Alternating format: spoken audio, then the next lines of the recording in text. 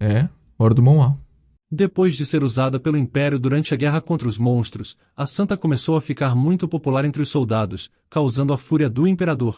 Um dia, uma nova candidata a santa surge, e boatos sobre ela são espalhados, sendo chamada de falsa santa apenas por ser uma plebeia e descobrindo que até o templo terminou virando as costas para ela. Mesmo sendo remédio para os heróis do Império, participar de inúmeras subjugações e sempre ter que derramar seu sangue, ela se vê traída, precisando reunir influência para sobreviver aos ataques de seus novos inimigos. Eu sou o Zakai, e vou estar lhe acompanhando na sua hora favorita. A obra de hoje é A Falsa Foi Abandonada, e espero que aproveite. A história começa no meio da noite, quando de repente, alguém entra no quarto do homem, fazendo ele exigir que a pessoa se apresentasse imediatamente. Mas em vez disso, ela apenas se aproximou dele e acenou com a mão na frente dele, se assegurando que ele não tinha visto nada. O homem exclama que ela não era sua empregada, o que ela confirma, dizendo que o homem tinha uma boa intuição, apesar de sua condição geral deixar muito a desejar. O Duque Leonardo Iber era o meio-irmão do imperador. Há 5 anos, ele participou de uma caçada a monstros, e durante ela, ele foi amaldiçoado e cego. Agora, ele perguntava quem estava diante dele, fazendo a convidada indesejada perguntar se ele tinha ouvido falar da garota escolhida por Deus. Ele percebeu que estava na frente de ninguém menos que a santa. Mas os boatos não diziam que a santa tinha perdido a razão, então, ele se perguntava o que ela estava fazendo nas câmaras do eremita amaldiçoado. Essas palavras divertiram a mulher, as pessoas já tinham inventado muitas bobagens sobre ela, mas por algum motivo ainda não tinham pensado em loucura. Então, ela perguntou se ele sabia sobre o falso, fazendo o homem infeliz dizer que se ela precisava de um conselheiro, ela tinha ido à pessoa errada. De repente, ela sacou uma adaga e cortou a mão, dizendo que os boatos eram verdadeiros, mas não todos eles. Em seguida, ela a pegou, ordenando que ele abrisse a boca, e falando que agora lhe mostraria a verdade, pois seu sangue tinha poderes curativos, que já tinham aquecido os dias de seu passado mais de uma vez. Vemos então pessoas lutando contra monstros, e uma garota em armadura brilhante lutando habilmente, tanto com uma massa quanto magia. Ao terminar com um deles, ela ouviu seu chamado por ajuda, o homem estava a um passo da morte, já que o monstro estava prestes a dar o golpe decisivo. Então, ela correu instantaneamente até o homem ferido, e repeliu o ataque. E em seguida, ela contra-atacou, derrotando o monstro. O homem ferido continuava a chamar pela mulher, pelo nome de Lady Glória, com ela se sentando ao lado dele e ordenando que ele ficasse quieto. Então, ela cortou sua mão e lhe deu seu sangue, e num instante, ele abriu os olhos que antes estavam gravemente feridos. E não tão longe, homens em roupas elegantes os observavam, ficando incrivelmente irritados por ela estar sendo tão elogiada. A noite chega, e os homens discutiam seus assuntos enquanto bebiam numa tenda. O príncipe disse que tudo isso era muito irritante para ele, e não tinha para que fingir que ninguém tinha visto. Ele estava falando sobre o cavaleiro que a olhava como um homem hipnotizado. Mas o homem ao lado dele garantiu que não tinha nada de estranho nisso, afinal ele estava literalmente a um passo da morte. Então, o irritado duque afirmou que eles eram apenas plebeus pobres que se alimentaram no templo. O homem ao lado dele ordenou que ele mantivesse um olho na Yaki, já que eles apenas tinham sobrevivido tanto tempo por causa dela e de suas habilidades. O príncipe confirmou isso, mas adicionou como todos estavam simplesmente enganados pelo poder dela, então o Palácio Imperial e o templo estavam perdendo poder por causa dessa mulher. De um jeito meio rude, o outro disse que essa conversa não foi iniciada para ele dizer o óbvio. Enquanto isso, a mulher caminhava cansada para sua tenda. Tinha tantos feridos hoje que parecia como se ela não tivesse mais sangue. Mas ao passar pela tenda dos aristocratas, ela ouviu uma conversa. Um deles disse que era hora de passar do plano para a ação, mas o segundo lembrou que ainda não tinham destruído todos os monstros, e por isso, ainda precisavam de glória. Mas o príncipe disse que os monstros mais perigosos já tinham sido destruídos, então, era hora de uma nova santa. Essas palavras fizeram a mulher prestar ainda mais atenção, quando sem querer ela causou um barulho que o homem dentro ouviu, e então decidiu verificar. Mas não tinha ninguém lá, e quando ele voltou, ele apontou como a estrela de 6 pontas não podia ser falsificada, e a luz deveria descer do céu, então não seria fácil repeti-la. O príncipe garantiu que Josué tinha um jeito, e já que Glória tinha conseguido, ele também deveria ser capaz, afinal, ele era um cardeal da igreja. Ouvindo tudo isso fora da tenda, a protagonista percebeu o que eles queriam fazer com a santa, então provavelmente valeria a pena lidar com eles agora mesmo. Mais tarde, todos os 3 retornaram com uma vitória triunfante, enquanto as pessoas ao redor falavam sobre os boatos, os de que Glória não era uma verdadeira santa. Alguns estavam convencidos de que não era verdade e que nem se deveria pensar nessas coisas. Mas algumas pessoas já começavam a acreditar nesses boatos, alegando que uma mulher pobre não poderia se tornar santa, mas reconhecem que ela tinha ajudado os soldados no campo de batalha por quase 10 anos. Diziam que a nova santa poderia curar com um único toque, enquanto eles mencionam como é assustador beber o sangue de outra pessoa. Nesse ponto, soldados comuns começaram a intervir, acusando as pessoas de não entenderem o que estavam dizendo. Todos eles quase morreram ali e os encontraram assim.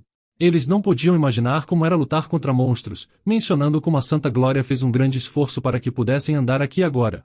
Então, um aristocrata interveio, se dirigindo às pessoas para que não tirassem conclusões precipitadas, não agissem imprudentemente e mantivessem a mente clara e calma. A mulher percebeu como eles tinham iniciado falsos boatos, percebendo que essa era a verdadeira face deles. Gabriel foi um oficial de alto escalão no Império por muito tempo, participando de muitas campanhas contra monstros, além de ser o chefe da família Reinar, e o respeitado pai adotivo de Glória. Agora, em casa, ele perguntou à mulher se ela sabia o que tinha feito. A protagonista percebeu como tinha derramado tanto sangue por essa nação e ainda ousavam pensar essas coisas dela. Glória lhe garantiu que não tinha culpa nenhuma nessa situação, e que os boatos eram simplesmente falsos. Mas ele não se importava se era mentira ou não, pois só ela agora era culpada pelo fato das pessoas estarem lhe chamando de falsa santa, e sua autoridade começou a cair aos olhos das pessoas. Se ela tivesse se comportado adequadamente, essa situação nunca teria surgido.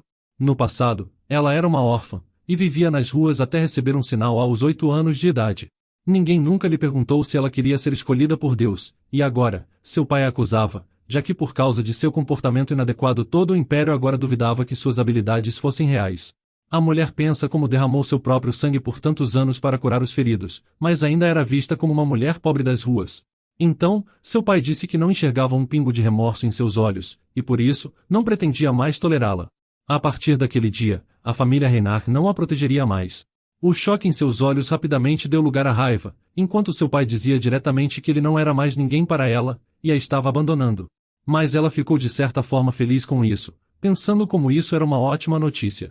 O aristocrata disse que não pretendia ouvir suas desculpas, e portanto ela poderia calmamente arrumar suas coisas e sair da casa, enquanto ele informaria imediatamente o imperador sobre isso e era tudo. Depois de pensar um pouco, ela se levantou calmamente e disse que entendia tudo, e faria exatamente isso. Seu rosto estava sorrindo, o que deixou o sujeito preocupado. Se preparando para partir, ela percebeu que não adiantava protestar contra seu pai, e já estava pronta para partir há muito tempo. Na saída, homens em roupas luxuosas esperavam Glória. A primeira pessoa a se dirigir a ela foi Alexion, o príncipe herdeiro, que perguntou se ela tinha decidido fugir ou se ainda estava envergonhada em encarar as pessoas que tinha enganado. Ao lado dele estava Demonion, o duque noivo de Glória, Cass, que era o dono da torre mágica, e Joshua, que era o cardeal do templo. Era como uma reunião de traidores. Conforme ela se aproximava, o príncipe fala que ela tinha cometido um crime, e por isso deveria ser punida. Mas em vez de fugir com medo por si mesma, ela percebeu que eles eram apenas sortudos por terem nascido em uma família rica, já que na realidade eram todos pessoas horríveis. Então Cass interveio e pediu ao príncipe para se acalmar, já que aparentemente ela nem sequer podia dizer uma palavra em sua defesa. O cardeal apoiou isso, acrescentando que seria difícil explicar qualquer coisa nessa situação, com ela ousando se passar por uma santa. Cass se aproximou e perguntou como ela conseguiu enganar todos por tanto tempo, perguntando se ela não tinha consciência disso. O príncipe acrescentou que ela deveria ser imediatamente afastada de tudo o que já teve. A mulher estava agora sinceramente feliz que seu pai finalmente a expulsou, e ela sinceramente não entendia como pôde ter tolerado tudo aquilo por tanto tempo. O príncipe continuou a explicar que antes de tudo, ela tinha que renunciar ao status que tinha recebido por engano. Mas sem deixar ele terminar, ela afirmou que tinha sido excluída da família, chocando todos os presentes. Então ela acrescentou que também nunca tinha desfrutado de benefícios especiais, e portanto, não tinha nada de especial para tirar deles. Depois disso, ela largou sua mala e tirou sua massa, garantindo a eles que tinha que ir. Mas como se lembrasse de algo, ela apontou para eles, deixando todos assustados. Ela disse que quase tinha esquecido do noivado deles. A mulher fingiu estar chateada, mas lá no fundo, ela estava rindo um pouco. Brincando, ela disse como não sabia o que fazer, já que uma plebeia não podia se casar com o duque, e se ela não era mais membro da família Reinar, então poderia-se assumir que não tinha noivado. O homem ficou muito irritado, mas não tinha nada a dizer. Então, ela disse que se eles não tinham nada a dizer, ela tinha que ir, pois tinha uma longa jornada pela frente. Quando saiu, estava chovendo, e ela mal podia acreditar que esse dia finalmente tinha chegado. Ela alugou um quarto de hotel, e continuou olhando no espelho, pensando em como remover aquela bênção. Depois de pensar um pouco, ela cortou um pedaço de seu cabelo, mas surpreendentemente, nada aconteceu. Antes, os santos ficavam aterrorizados se ela tocasse no cabelo, pois diziam que o cabelo era um símbolo da santidade, então se ela o cortasse, perderia todo o poder mágico. Mas agora ela cortou e nada aconteceu, o poder ainda estava lá. Ela lembra como eles sempre proibiam tudo, mas nem podiam imaginar o quão difícil era pentear, o que era incrivelmente irritante para a mulher. De qualquer forma, ela se sentiu bem que agora poderia cortá-los de consciência tranquila. Se não fosse por essa marca, ela teria deixado esse país há muito tempo. Mas assim que se aproximava da fronteira, ela se sentia incrivelmente doente, não sabendo se aquilo era uma bênção ou uma maldição. Naquele momento, era hora de pensar em como construir uma vida independente longe de olhares curiosos. Apenas uma pessoa poderia ajudá-la com isso, e agora, ele precisava dela como nunca, então ele definitivamente lhe daria o que ela queria. Ao se infiltrar na mansão à noite, ela ficou um pouco surpresa que a cerca fosse tão alta. Mas não tinha guarda, então ela decidiu simplesmente escalar a cerca e encontrar facilmente a pessoa certa lá dentro. Mas tudo deu errado, e uma empregada apareceu bem na frente dela, exigindo saber quem ela era. A protagonista pediu para ela ficar em silêncio, garantindo que veio em paz. A empregada logo a reconheceu, e por isso não fez mais muito alarde. Depois de levá-la para dentro, ela perguntou se a mulher realmente pretendia se encontrar com o duque, acrescentando que se ela fosse infectada, poderia ser seriamente ferida. A santa percebeu que se a serva estava tão preocupada com o mestre, então a situação deveria ser muito pior que ela poderia imaginar, mas lhe garantiu que cuidaria disso sozinha. Agradecendo por ter sido acompanhada, ela entrou na sala. Ao se aproximar, ela imediatamente notou seus olhos verdes, que mostravam seu sangue real, e parecia que eles eram a razão do ódio do imperador. Num instante, o homem declarou que a maldição tinha desaparecido, ele finalmente podia ver novamente. Seus dedos começaram a dobrar, e ele também podia andar novamente. A protagonista olhou para ele, não conseguindo entender se ele era um tolo ou apenas muito simples, e perguntou se ele realmente acreditava nas palavras dos outros, já que eles estavam mentindo sobre a maldição. Era claro pelo seu rosto que ele acreditava. A mulher explicou que seu corpo tinha sido afetado pela energia demoníaca e foi por isso que ele se tornou assim. Ela entendeu que os dois foram usados, e depois simplesmente descartados assim que não eram mais necessários. A protagonista continuou, explicando que quando você luta contra monstros por muito tempo, a aura deles pode penetrar em seu corpo, e ela sabia disso melhor que ninguém, já que ela mesma tinha tratado soldados no campo de batalha mais de uma vez. No final, seu sofrimento desapareceu depois de algumas gotas do sangue dela, mas ele teve que sofrer um pouco antes de receber o tratamento. Depois de perceber o que tinha acontecido, Herzog começou a chorar, e depois ele perguntou o que ela queria dele. Ela então perguntou quem era o culpado por suas lágrimas, mas ele repetiu sua pergunta sobre o que ela queria, já que ela claramente tinha vindo aqui por um motivo, assegurando a ela que não tinha nada a oferecer em troca, já que não lhe restava mais nada além de seu título. Mas era isso que ela precisava, e se dirigindo a ele pelo nome, Duque Leonardo Iber, um menino infeliz que caíra sob a influência de seu irmão ganancioso, ela desejou tomar seu título de nobre. De repente ele a abraçou, perguntando se ela propôs um casamento, mas foi imediatamente afastado. A mulher lhe garantiu que não entendia o que ele queria dizer, e com um mal-entendido, ele repete como ela tinha dito que queria seu nome. Ela confirmou isso, mas ainda não entendia o que o casamento tinha a ver com isso, pois ela queria ser adotada. Seu ex-pai, enquanto isso, foi informado de que Santa Glória tinha deixado a propriedade, e testemunhas também a viram carregando uma mala gigante. O homem ficou furioso porque só soube disso agora, o que o servo assustado lhe lembrou como ele tinha ordenado que nem mesmo o nome dela fosse mencionado na frente dele. Quando se acalmou um pouco, ele perguntou como isso tinha acontecido, mas o servo não pôde responder. Então o homem ficou ainda mais irritado, perguntando como ninguém em uma casa cheia de pessoas poderia esquecer informações tão importantes. Assim, o servo lhe contou tudo o que sabia. No dia em que ele chamou a santa para falar com ele, ela saiu do escritório, arrumou suas coisas e partiu imediatamente, o que já faz uma semana. O homem de repente cambaleou, assustando o servo, mas ele garantiu que estava tudo bem e então deixou o servo ir lembrando o que tinha dito a ela. Ele percebeu que só queria assustá-la um pouco, e agora ele estava começando a se preocupar.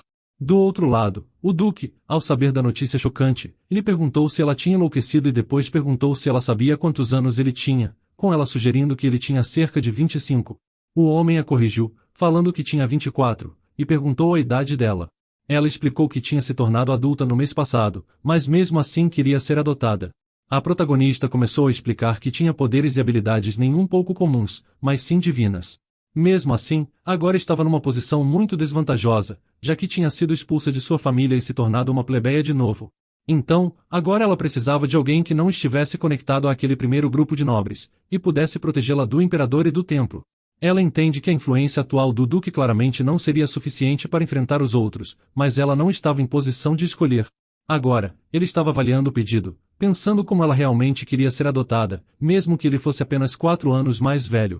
Talvez isso não importasse para ela, mas para ele sim. Ele passou 5 anos de sua vida amaldiçoado, e então, ela apareceu de repente e queria torná-lo o pai de uma filha de 20 anos. Mas ela ainda não via nada de estranho nisso, e não entendia o que tinha de estranho. O Duque, e agora já gritando, disse que ou ela era estúpida ou muito ingênua, já que não era necessário pensar muito para perceber como tudo isso era um absurdo, e ele não aceitaria uma condição tão absurda, principalmente porque só tinha um nome e nada mais a oferecer. A protagonista lhe garantiu que decidiria por si mesmo o que lhe ajudaria e o que não ajudaria. Então, o homem teve que explicar, dizendo que era bem óbvio quem foi que o levou a esse estado, e assim que ele soubesse que estava curado da maldição, o imperador tentaria matá-lo de novo. E não importa se não era uma maldição, pois no fim, o mais importante é que agora ele voltaria a ser uma ameaça para ele. Mas por alguma razão, como se ela não estivesse ouvindo, a mulher lhe garantiu que estava tudo bem. O Duque percebeu que ela ainda não entendia nada, e então perguntou quantas vezes ele tinha que repetir a mesma coisa. Ela se livrou do seu fardo e agora sua mera existência se tornaria um problema para o imperador. Mas a santa lhe garantiu que era exatamente isso que ela precisava. Então, ela grita sobre como ele deveria ser mais cuidadoso e menos irritado, já que não tinha passado muito tempo desde o tratamento, e ele precisava se recuperar completamente primeiro. Depois de se acalmar um pouco, eles começaram a tomar chá. Assim que o homem começou a beber, a mulher disse que esse império ia desmoronar, fazendo ele cuspir todo o chá. Depois disso, ela se aproximou dele e disse que ele recuperaria o poder que lhe pertencia por direito. Ela o ajudaria a reerguer sua família, e ele se tornaria seu apoio. Enquanto isso, os aristocratas traidores também se sentavam para tomar chá, começando a discutir os últimos boatos. Agora já tinham se passado 2 semanas, e eles perguntaram quem sabia como a santa tinha deixado a propriedade. Cais disse que hoje os padres vieram novamente ao Palácio Imperial. Eles afirmaram que a fofoca de que Glória não era uma santa era falsa, e que alguém deliberadamente espalhou isso para acusá-la. Então, o príncipe exigiu uma resposta do cardeal, perguntando como isso tinha acontecido, o que ele garantiu que não sabia de nada, estando ocupado ensinando a nova santa. O príncipe falou que essa tensão indesejada estava incomodando Sua Majestade, ordenando que se nomeasse uma nova santa como membro do primeiro grupo. Mas nesse momento Demoni interveio falando que algo não estava certo. Ninguém sabia por que o imperador precisava dar essa ordem em um momento tão importante, já que na próxima semana o grupo deveria sair para defender a fronteira ocidental. O cardeal confirmou que era por isso que estava preparando a nova santa para a primeira batalha, mas apesar de tudo, o imperador ainda pedia para encontrar Glória. Todos se lembravam do dia em que a igreja reconheceu seu poder. Era difícil esquecer a notícia de uma criança de classe baixa que tinha recebido o poder divino, o que rapidamente se espalhou por todo o império. Mas agora a nova santa, Iriana, pertencia a uma família nobre, do Marquês de Rotezan. No dia em que Glória recebeu a marca, tinha muitas testemunhas que viram a estrela de 6 pontas, então ela cresceu aos olhos dos outros.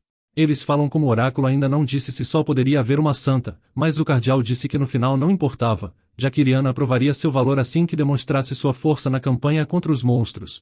É bastante possível que fosse benéfico tanto para o imperador quanto para o templo ter múltiplas santas. Eles provavelmente não se importavam com a verdade sobre a santa, e tentariam usar as duas. Talvez eles estivessem apenas perdendo tempo criando uma nova santa, mas se o templo de repente declarasse Glória como a única e verdadeira santa, então eles estariam em apuros. Demoni analisou as circunstâncias, notando como era necessário enviar a nova santa para lutar contra os monstros. Enquanto isso, o duque estava tomando banho, e o tempo todo pensava na oferta que a santa lhe ofereceu. Ele não sabia como poderia adotar uma garota de 20 anos, e ainda por cima esperta. Quando saiu do banho, a protagonista já estava esperando por ele, e ao vê-lo, ela ficou visivelmente corada.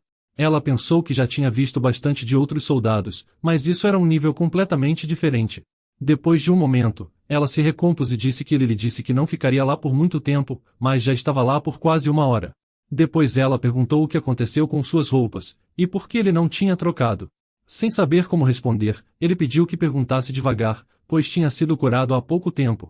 A mulher ouviu e começou a fazer perguntas mais lentamente, e primeiro perguntou por que da demora, o que ele respondeu que não estava acostumado a se lavar. Pedindo desculpas, ela perguntou o que tinha de errado com suas roupas, e ele respondeu que nos últimos 5 anos tinha se vestido com a mesma coisa, então não tinha outras roupas. Então surgiu a pergunta sobre o que ele tinha comido durante todo esse tempo, o que fez o homem pensar, mas ela já sabia a resposta. Se ele já não estava recebendo os cuidados necessários, então provavelmente também estava sendo alimentado com o que quisessem.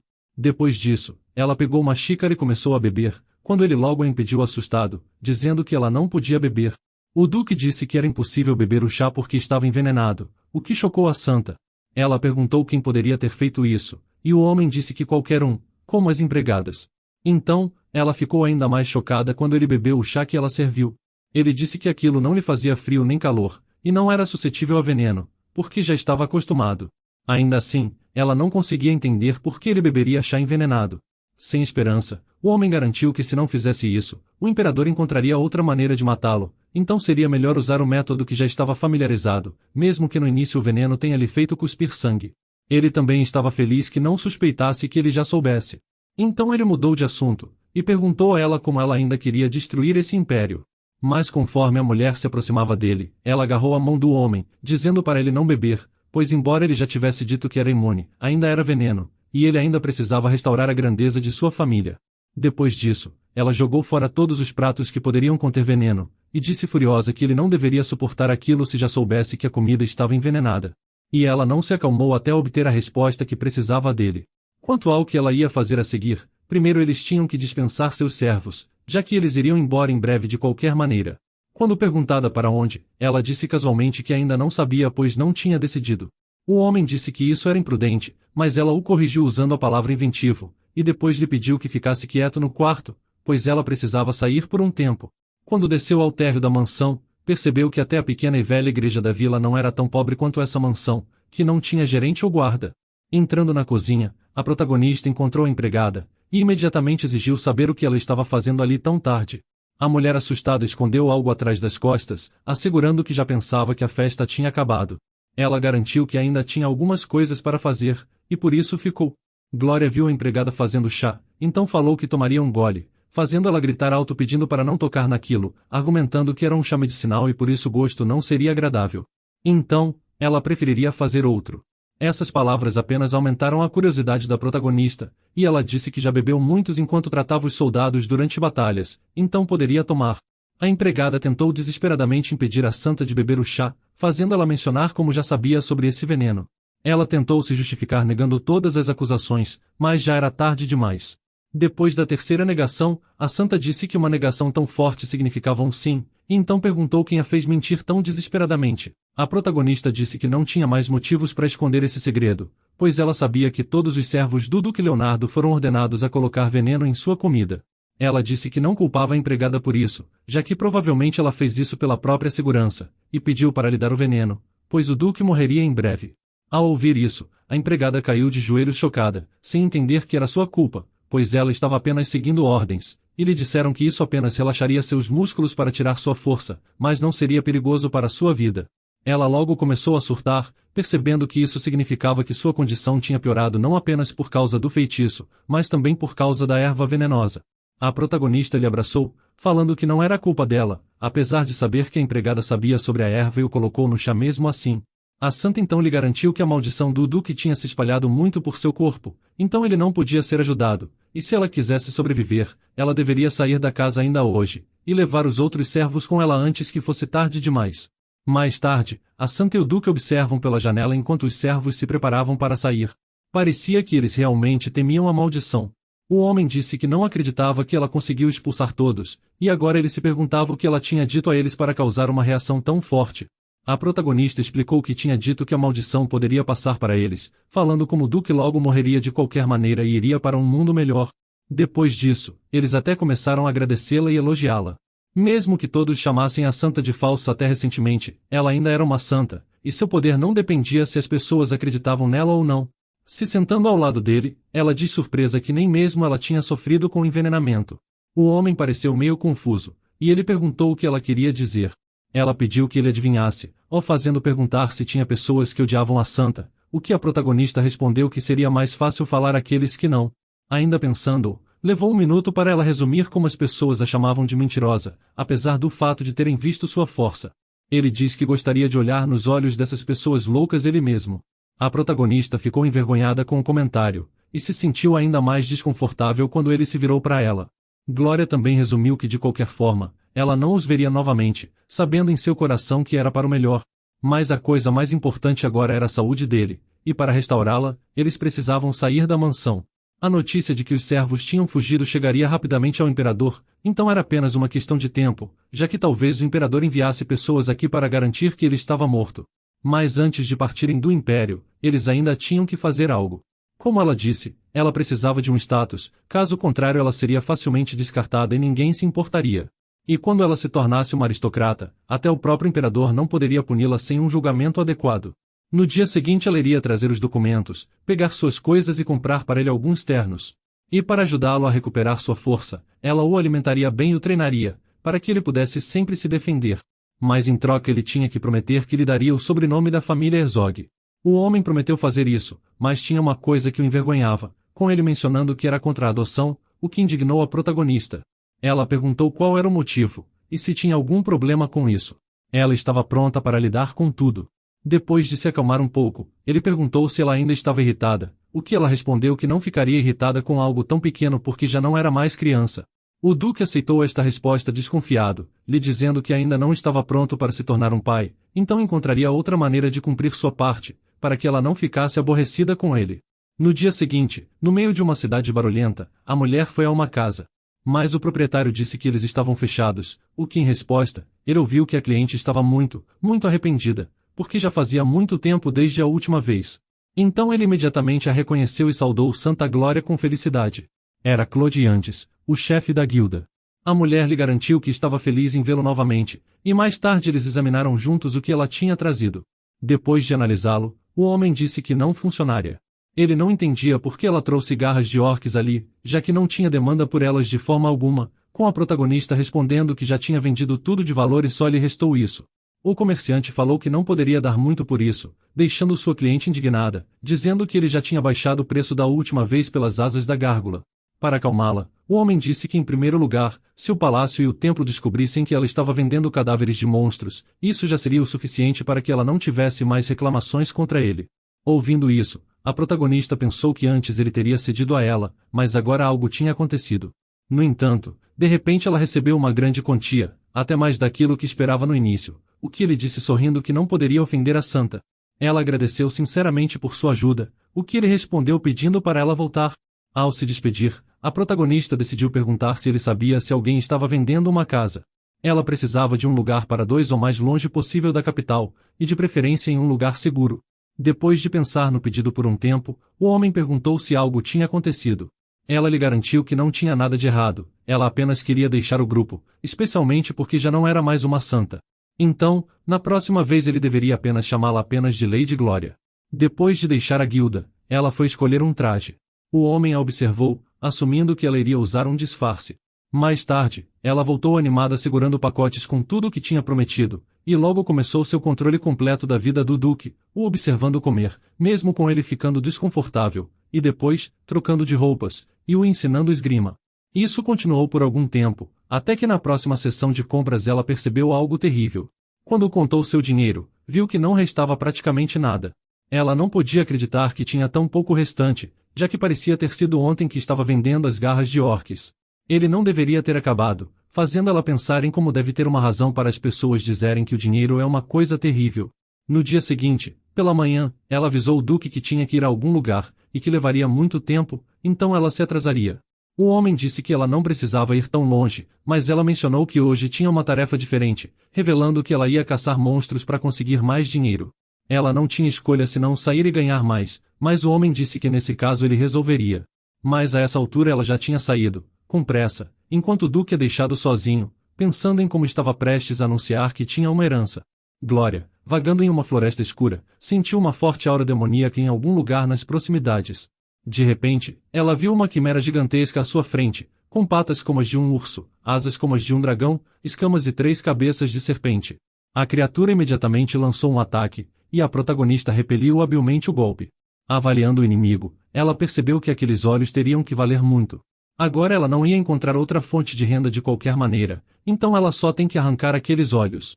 Desviando dos ataques, a santa desferiu um golpe preciso em uma das cabeças do monstro, dizendo que precisava lidar com isso rapidamente, pois não queria deixar Léo esperando. A fera de repente voou para o ar, e a guerreira olhou para a ferida, percebendo que isso não funcionaria. Ela poderia estragar a mercadoria, então deveria usar sua espada. Se ela quisesse derrubá-lo com um golpe, deveria mirar no coração e não na cabeça.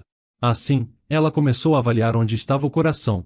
Enquanto isso, a criatura estava se preparando para atacar de novo. A santa viu isso e se preparou para contra-atacar, mas não funcionou como ela esperava, e o monstro conseguiu feri-la no ombro. Mas ela o atacou logo abaixo da cabeça, mas errou, percebendo que o monstro era muito ágil e não permitia que ela acertasse o local certo. Então, decidiu tentar de novo.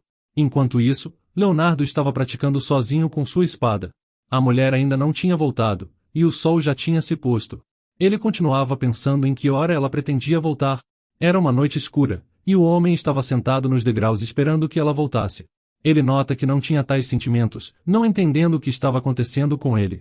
De repente, ele a viu na frente dele, uma mulher ensanguentada carregando um pacote, com seus olhos determinados. Ele aponta como ela que ela estava atrasada, e ela apenas passa por ele o ignorando. A caminho do segundo andar, ela pergunta se algo tinha acontecido enquanto ela estava fora. Quando não obteve resposta, ela olhou para os olhos e repetiu a pergunta. Surpreso com isso, o homem lhe disse que não era nada, ele só tinha treinado o dia todo, e isso era tudo, mencionando que estava se recuperando mais rápido e voltando ao trabalho. Depois, o Duque lhe pediu que voltasse mais rápido da próxima vez, com ela aconselhando ter cuidado com suas palavras. Então, ela pediu para lhe dar a massa, para limpá-la. Enquanto ela estava lavando, ele se ofereceu para secá-la, mas recebeu um não firme, com ela argumentando que era muito pesada e ele ainda não tinha se recuperado o suficiente. Essas palavras chocaram o homem, enquanto a protagonista pretendia fazer tudo sozinha. Agora ela diz precisar pegar emprestadas as roupas dele. Ela precisava de roupas, já que as suas estavam muito sujas e ela não tinha outras. Então, o Duque pergunta por que ela tinha comprado apenas roupas para ele, indicando que ela precisava se preocupar mais consigo mesma.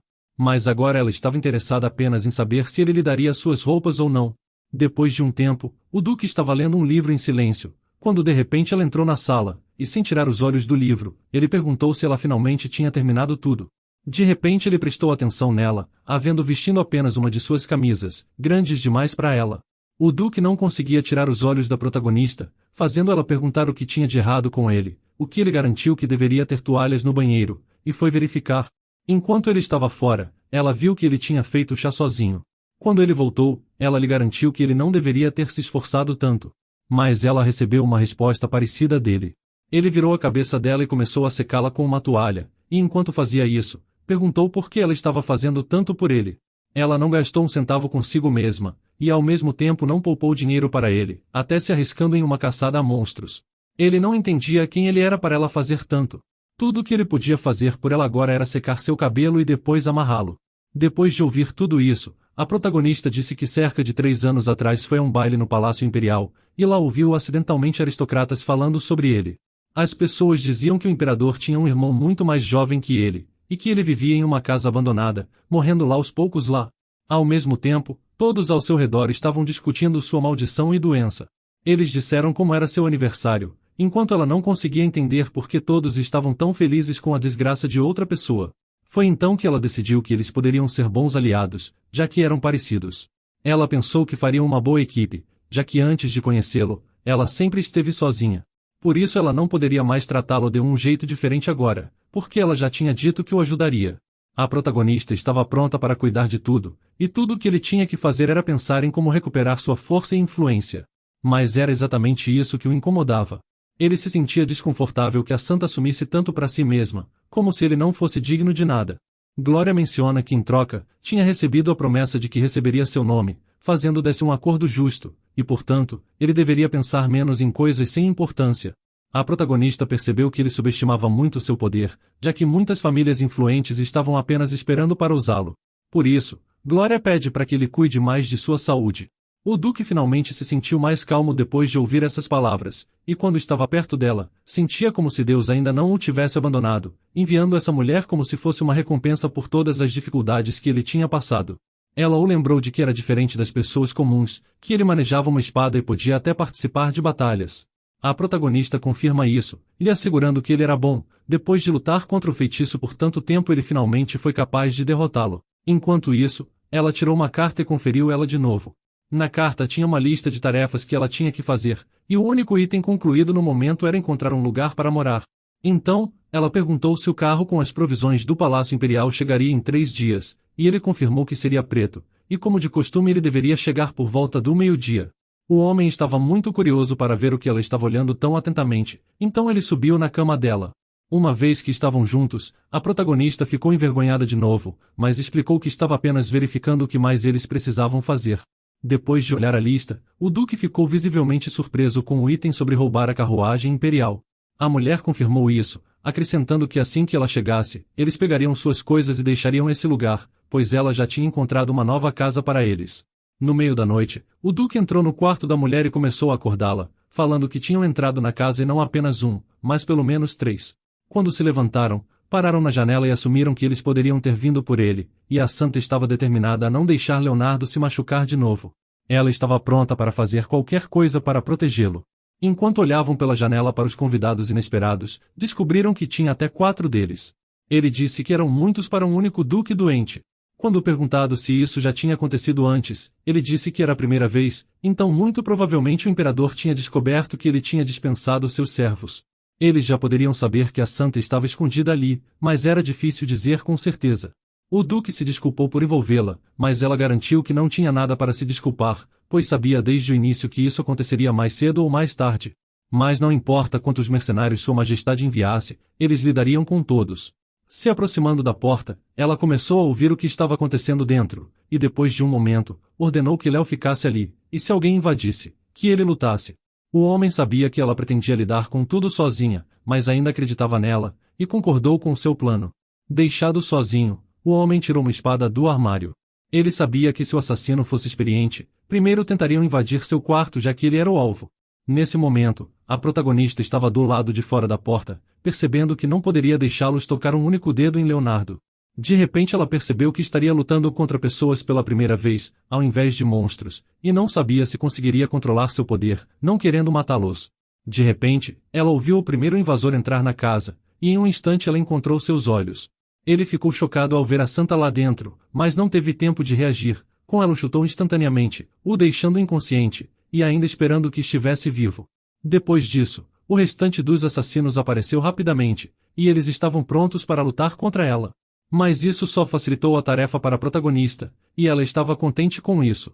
Ela neutralizou o primeiro com um soco na virilha, e quando os outros viram isso, começaram a se dispersar. Mas ela foi rápida o suficiente para pegá-los, e em poucos minutos todos estavam empilhados no chão. O homem viu isso e pensou que todos estavam mortos, mas a protagonista lhe garantiu que eles estavam apenas inconscientes. A Glória ficou bastante satisfeita com esse resultado, mas ainda tinha uma questão: o que aconteceria se eles acordassem e fugissem antes de partirem? A santa afirmou que ela tinha algumas ervas venenosas escondidas, e poderia deixá-los embriagados. O duque comentou que ela falava sobre isso tão casualmente quanto se fosse alimentá-los com pão. No final, os dois concordaram que deveriam interrogá-los para descobrir quem estava por trás disso. O homem lhe garantiu que cuidaria disso, pedindo para ela ir descansar. Ele estava pronto para interrogá-los, para ter certeza de que o imperador os tinha enviado, fazendo a protagonista falar que esperaria no corredor. Mas o duque insistiu que ela fosse para o quarto. A mulher queria saber por que ele não queria que ela estivesse por perto, perguntando se ele não queria que ela esperasse. Ela não entendeu o que aconteceu, pois ele mudou sua expressão dramaticamente. Ela pensou que eles se davam bem, mas talvez estivesse errada. Leonardo disse que se alguém mais os tivesse enviado, significaria que ele tinha mais oponentes que pensava, e por isso, ele tinha que descobrir o nome do cliente a todo custo. Então, ela percebeu que ele estava planejando arrancar a informação a todo custo, o que ele confirmou, acrescentando que não queria que ela sujasse as mãos, então ele precisava que ela esperasse no quarto. Deixado sozinho, ele ergueu sua espada, e de repente, tudo ao seu redor foi iluminado com luz verde. Então, um dos homens acordou, ficando chocado ao ver o duque na frente dele, o chamando de mestre da espada. Ele perguntou surpreso se ele não tinha morrido de uma maldição, fazendo o nobre perguntar brevemente se o imperador o tinha enviado. Quando não recebeu resposta, ele afirmou sorrindo que teria que usar o poder da espada. Enquanto isso, a santa no segundo andar estava confusa. Ela não entendia se Leonardo, com seu temperamento ameno, seria mesmo capaz de torturá-los. Mas de repente tudo ao redor dela começou a brilhar, e ela ouviu os gritos dos invasores. Ela não podia acreditar em seus olhos, o brilho da aura era tão forte que penetrou a porta, o que significava que ela não precisava se preocupar. Na manhã seguinte, ela soube que toda a situação era obra do príncipe. O duque lhe garantiu que ele suspeitava dele, mas não pensava que ele realmente enviaria mercenários. Mas a santa percebeu que essa manobra vil se encaixava bem no estilo dele. Ela mencionou que depois da caça, os cães tinham que ser mortos, já que não sabiam mais quem eles morderiam se deixados vivos. O homem explicou que ele sempre quis que ele morresse, mas a protagonista não entendeu o motivo, supondo que ele poderia ter ameaçado sua sucessão ao trono. Mas isso foi logo descartado, com o homem apontando como o imperador foi privado de olhos verdes. De repente, a protagonista se levantou e se aproximou do homem olhando fundo para seus olhos, se perguntando se eles tinham algum significado além de indicarem o sangue imperial, já que pareciam completamente comuns. Ficando constrangido e desviando o olhar, o duque garantiu que ele tinha alcançado o nível de mestre da espada em muito jovem, e só ele podia fazer isso porque era um descendente de um dragão. Essa informação chocou a santa, fazendo o homem a lembrar de como já tinha dito que ele era especial. Isso significava que dragões realmente existiam. Todo esse tempo ela pensou que eles só existiam em contos de fadas, com pessoas pedindo ajuda a dragões. Mas eles sempre queimavam todos até encontrarem aquele que amavam. Mas ela notou que não deveria se surpreender, já que Deus tinha lhe dado o poder de curar, então dragões também poderiam existir em paz. E então ela lembrou que a princesa também tinha olhos verdes, e se perguntou se ela também tinha algum poder especial. Assim que a garota recebeu seu poder, no mesmo dia no templo, o padre começou a explicar a ela o que isso significava.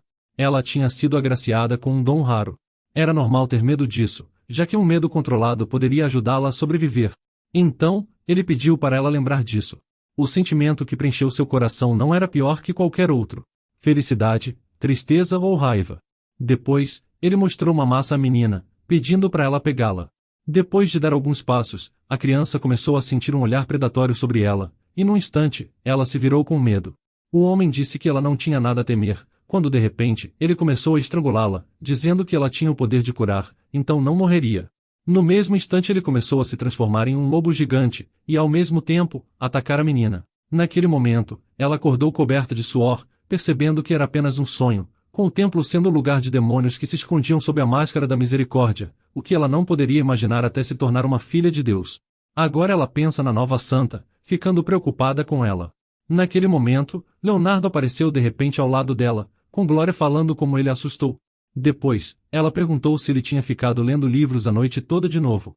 Se sentando ao lado dela, ele garantiu que tinha acordado cedo. Então, a protagonista falou que ele tinha que acordá-la, pois tinham que se preparar para a partida. Mas em resposta ela recebeu a declaração de que ela tinha dormido muito bem, e ele já tinha conseguido arrumar suas coisas sozinho. Mais tarde, se ouve sons de um cavalo, e o duque confirma que a carruagem com as provisões tinha chegado, então era hora deles partirem. Mas se virando, ele viu a santa completamente pronta, dizendo que faria tudo sozinha, e ele deveria levar suas coisas. Depois disso, para surpresa dele, ela pulou direto da janela e rapidamente se aproximou das pessoas que guardavam o carro, começando a derrubá-las uma a uma. O último conseguiu perceber que a mulher era uma santa, vendo medo em seus olhos. Ele só conseguiu perguntar o que ela estava fazendo ali, mas foi inútil, sendo facilmente nocauteado assim como os outros. Tudo acabou sendo muito mais fácil que ela esperava, e quando o duque desceu, ele perguntou se ela tinha matado eles. Depois dessas palavras, ela pensou um pouco, olhando ao redor com medo. Ela não podia acreditar, pois estava tentando controlar seu poder, mas verificando os corpos, ela felizmente lhe garantiu que ele estava vivo, deixando o homem feliz em ver o cuidado dela com as pessoas. Olhando para eles, Léo realmente não entendia como era possível acertá-las com tanta força que cuspiriam sangue, enquanto a protagonista continuava lhe dizendo que tinha tentado pegar mais leve. Entrando na carruagem, o duque sorri gentilmente e diz que era hora de ir. A protagonista, olhando para isso, percebeu que não seria um problema se ela o apresentasse a alguém, e então disse que antes de partir, gostaria de apresentá-lo a alguém. Quando chegaram ao cemitério, a mulher parou em frente a um dos túmulos e começou a falar com ele. Se dirigindo aqui, ela pergunta como ele tinha estado todo esse tempo, falando que estava prestes a deixar a capital, e por isso decidiu que valia a pena lhe contar sobre ele. Glória então convidou Leonardo para cumprimentá-lo, alegando que seus antigos amigos estavam enterrados aqui. Eles se comunicavam quando ela não era uma santa, e apenas a igreja era culpada por suas mortes. Quando ela se tornou uma santa, todos se estabeleceram juntos em um abrigo no templo, mas um dia, quando ela tinha 15 anos e não tinha ninguém no templo, um bando de orques apareceu de repente. Mais tarde, ela exigiu uma resposta do imperador sobre onde estavam os guardas naquele dia, e por que ninguém os protegeu. Mas ela não recebeu resposta, apenas um olhar de desprezo. Depois disso, ela prometeu se vingar deles. Então, o homem não estava sozinho em querer vingança. Andando na carruagem, o homem continuava olhando para sua companheira, até que ousou perguntar se eles realmente estavam apenas indo embora. Ele não podia acreditar que eles finalmente estavam deixando a capital, notando que nem estava triste em deixar a casa. Ele estava grato que ela o ajudou a sair daquele inferno, notando ainda como tinha alguns sentimentos estranhos. Ele sonhava com esse dia todos os dias, mas não tinha esperança de que ele realmente chegasse. De repente, o homem disse que queria dizer algo há muito tempo, mencionando que ele tinha boas economias. Era uma herança de sua mãe, e provavelmente seria suficiente para eles viverem, assim ela não precisaria mais caçar monstros. A reação da mulher não demorou a chegar, e em resposta, ele recebeu apenas gritos. A mulher estava indignada que ele estava tentando fazê-la parecer um animal que queria pegar o dinheiro de outra pessoa. Ela afirmou que era tudo o que restava de sua mãe, e além disso, ela não tinha deixado para qualquer um, mas apenas para ele. Se necessário, ela estava pronta para ficar na rua, mas ela não tinha intenção alguma de pegar o dinheiro dele. Depois de um tempo, eles finalmente chegaram na cidade certa, e ao entrar, viram uma mansão gigante. A protagonista ficou satisfeita com o que viu, e o homem também disse que parecia bastante bom. Lá dentro, eles notaram que ninguém tinha morado ali por muito tempo, com tudo coberto de teias de aranha. O homem olhou friamente ao redor, e depois de um minuto, perguntou se ela tinha certeza de que não queria usar as economias dele, sofrendo com a poeira que estava por toda parte. De repente, Glória notou o porão e decidiu ver o que tinha lá. O que ela viu a fez gritar, e o homem foi correndo ao ouvir seu grito. O homem estava prestes a sacar sua espada, quando então a protagonista espirra bem alto, e depois disso se assustou com o tamanho da poeira ao redor, mencionando que era hora de começar a limpeza. Vestindo um pano sobre o rosto para se protegerem, eles começaram a faxina. O homem começou a varrer enquanto as mulheres carregavam móveis e jogavam fora o que era desnecessário. Horas se passaram e a limpeza não terminou. Ao anoitecer, tudo foi trazido de volta ao aceitável, e agora era finalmente possível viver ali. Quando terminaram, eles se deitaram no chão com um suspiro de alívio. Na manhã seguinte, a mulher acordou com certa dificuldade, e de repente ouviu os sons de Duduk no lado de fora, ficando visivelmente surpresa por ele já estar trabalhando tão cedo. Olhando para fora pela janela, ela o viu praticando com uma espada. Ao observá-lo treinar, ela percebeu que ele realmente tinha se tornado mais resistente. Como se estivesse assistindo e o avaliando, ela nota que seus golpes de espada tinham se tornado mais fortes, e era tão fofo que até os sons que ele fazia durante o treinamento eram bons de ouvir. Então ela decidiu que talvez fosse hora de começar a fazer suas tarefas. Mais tarde, ele estava lendo um livro no corredor, quando viu que a santa estava se preparando para ir a algum lugar, e ao se levantar, ele perguntou para onde ela estava indo. Mas em resposta, foi ordenado que virasse a cabeça, o que ele obedeceu. A próxima ordem foi virar de costas, e depois, ela disse que ele estava muito bem nas roupas novas, notando que ela não as tinha comprado em vão. Mas o homem continuou perguntando para onde ela estava indo, e que tipo de comportamento estranho ela estava tendo. A protagonista apenas disse que era hora de economizar dinheiro para investir nele no futuro. Mas essas palavras confundiram o Duque, e ele gaguejou, garantindo que nesse caso, continuaria a aprimorar suas habilidades com a espada. Quando ele saiu, a mulher percebeu que ele estava obviamente impressionado por suas palavras. Ela pensa em quando ainda era uma santa para os outros, que curava as pessoas sem exigir nada em troca. Mas valia a pena esperar um pouco mais. Então, ela subornaria o pontífice, o que exigia muito dinheiro. Mas a caminho da saída, ela se lembrou que Leonardo tinha dito que seus amigos estavam vindo, e agora era hora de comprar algo. Eles não iam fazer uma festa, é claro, mas um jantar delicioso ainda poderia ser feito, e pensando em como valeria a pena contratar um mordomo no futuro. De repente, ela viu seu velho amigo parado na frente da entrada, Claude. Ao ver a estrela em sua cabeça, ele ficou surpreso no início, mas depois de aceitá-la, ele continuou sorrindo, lembrando como tinha sido informado de que ela não iria mais caçar monstros. Ela confirmou, antes de acrescentar que não podia evitar, já que tinha que viver de algo. Agora, olhando para ele, ela percebeu que ele era um homem bastante bonito, o que por algum motivo não tinha notado isso antes. Ele parecia muito mais nobre que um príncipe, então ele estava claramente escondendo algo. Agora ela estava se perguntando por que ele estava aqui, já que ela estava prestes a ir à loja dele. O homem corou um pouco, dizendo que tinha decidido descobrir se ela gostava do castelo, mas a mulher percebeu que ele não estava contando toda a verdade, e presumiu que ele queria encontrá-la, a deixando curiosa. A protagonista disse diretamente que precisava de ajudantes, o que o homem, depois de pensar um pouco, a chamou de Lady Glória. Ela percebeu como ele ainda se lembrava da última conversa deles, com ela pedindo para ser chamada assim, o que foi bastante gentil da parte dele. Em seguida, ele disse que não queria decepcioná-la, mas é improvável que haja alguém que queira participar da caça aos monstros. A mulher então percebeu o mal-entendido, explicando que ela poderia lidar com esses assuntos sozinha. Mas agora ela precisava de um gerente, empregadas e um bom cozinheiro. Percebendo o seu erro, O convidado pediu desculpas, e depois concordou que esse belo castelo definitivamente precisava de um mordomo nobre. A mulher ouviu suas palavras e percebeu que ele estava certo, e que para Leonardo seja capaz de liderar os cavaleiros e convidar amigos, tudo deveria parecer apresentável, incluindo os servos. A santa concordou com ele nesse ponto, e então ele fez uma sugestão inesperada, lhe perguntando o que ela acharia de contratá-lo, já que ele não estava atualmente empregado. Ela ficou chocada com essa notícia, mas logo descobriu que sua guilda tinha se tornado vítima de um desastre natural, fazendo ela entrar em pânico, não sabendo mais para quem vender os olhos dos monstros e ganhar o dinheiro que ela usaria para contratar um mordomo e um cozinheiro. O homem então lhe garantiu que a serviria bem e fielmente como nenhum outro, e não seria fácil encontrar um assistente como ele, que seria capaz de vender partes do corpo de monstros e encontrar santos. Ela entendeu que isso era verdade, mas se era verdade sobre sua guilda, então ela não tinha mais nada a oferecer a ele. Mas ele lhe pediu para confiar nele, pois definitivamente não decepcionaria as suas expectativas. Mas então ele sentiu alguém se aproximando, e se virando, disse que essa era a chance de demonstrar seu valor. A protagonista olhou atrás dele e viu algo que a deixou incrivelmente aterrorizada. Na frente dela, montado em um cavalo, estava o próprio cardeal Joshua. A mulher pediu ao amigo que fosse embora, pois era óbvio que eles tinham vindo por ela. Parecia que ele tinha rastreado sua energia divina. Ela assumiu que ele poderia encontrá-la antes dos outros, mas não poderia imaginar que isso aconteceria tão rápido. A família do Conde de Fale e a família do Marquês de Reinar, desde tempos antigos eram muito devotas à corte imperial, e junto com o templo, fizeram uma enorme contribuição para os assuntos do império e a destruição de monstros que apareciam nas diferentes partes do país. Eles eram inigualáveis, e por isso, quando ela foi adotada, ela frequentemente via Joshua. Agora ele era um cardeal, mas no início era o precioso filho mais novo de uma família nobre. Ele sempre pareceu um herói que tinha saído de um conto de fadas. Naquele momento, ele confirmou orgulhoso que era ali que ela tinha fugido, falando como era um buraco infernal, o que foi o suficiente para deixá-la irritada.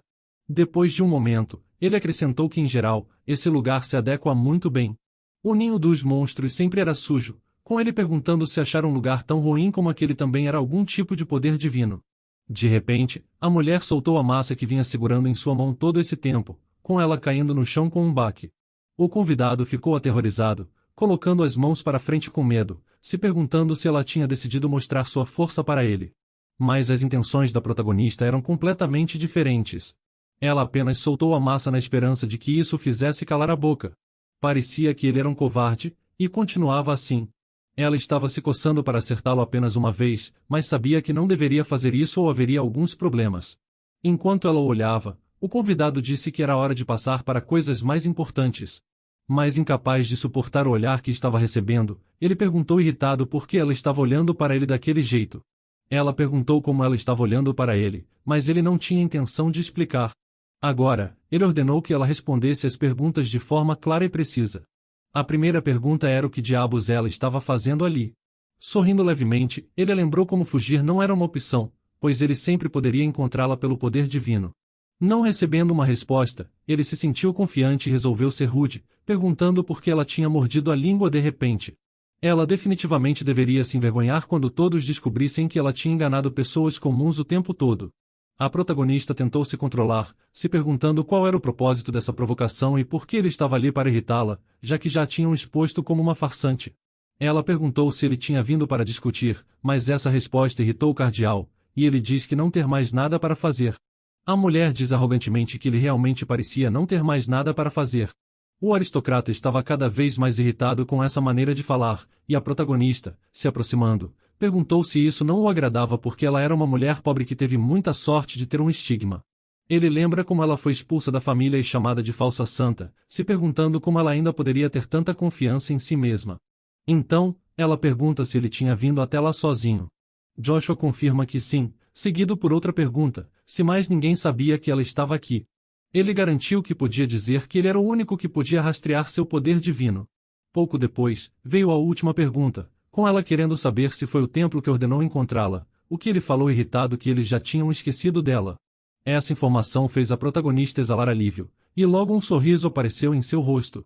O cardeal a olhou por um tempo, sem entender se ela sempre teve olhos tão bonitos, quando de repente, ela o socou no estômago.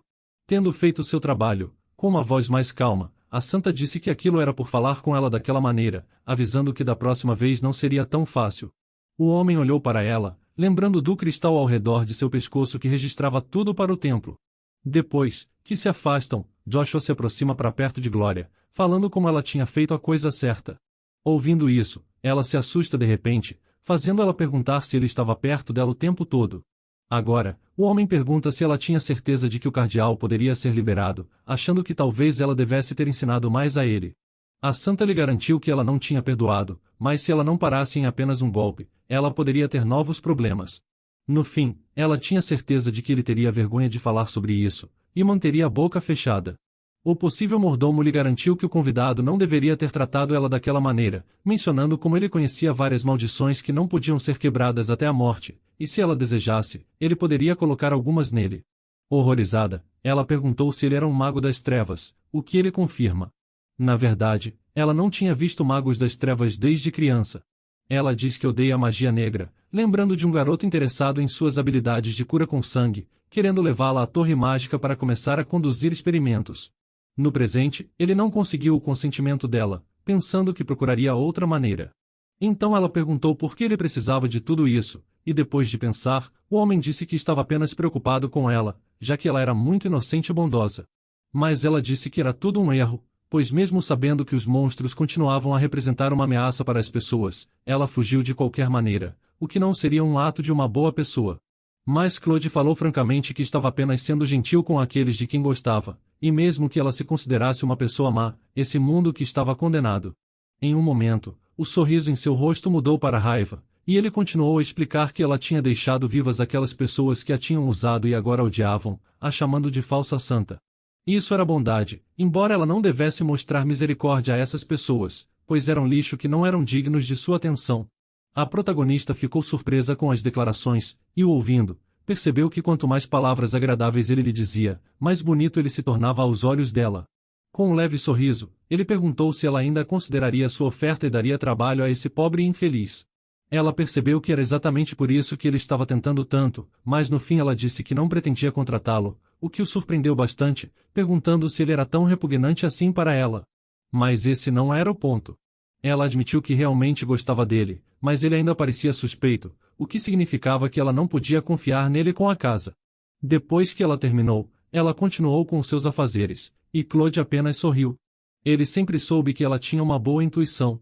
Depois de um momento, ele correu até ela e perguntou se ela poderia dar a ele um período de teste antes de contratá-lo oficialmente. Assim, ela poderia assegurar que ele era útil ou o contrário, e ele não ia pedir nenhum pagamento por isso. Ela pensou sobre isso, pensando em como era ainda mais estranho se recusar a ser pago. Enquanto isso, na propriedade de seu pai, Arth, que era primo de Glória e também comandante do segundo grupo, andava pela propriedade procurando seu pai mas não conseguia encontrá-lo em lugar algum. Um servo então falou que o imperador o tinha convocado para seu quarto pela manhã, mas menciona que o marquês nunca disse quando voltaria. O irmão percebeu que o imperador não perdoaria o tratamento desrespeitoso da santa, percebendo que seu pai tinha cometido um grande erro ao deixar o tesouro do império ir tão facilmente. Então, agora ele perguntou se tinha alguma notícia sobre a senhora Santa Glória. O servo, preocupado, lhe garantiu que o mestre provavelmente não estava ciente, mas que a mulher que chamavam de santa não era real, mas claro, apenas uma plebeia pobre.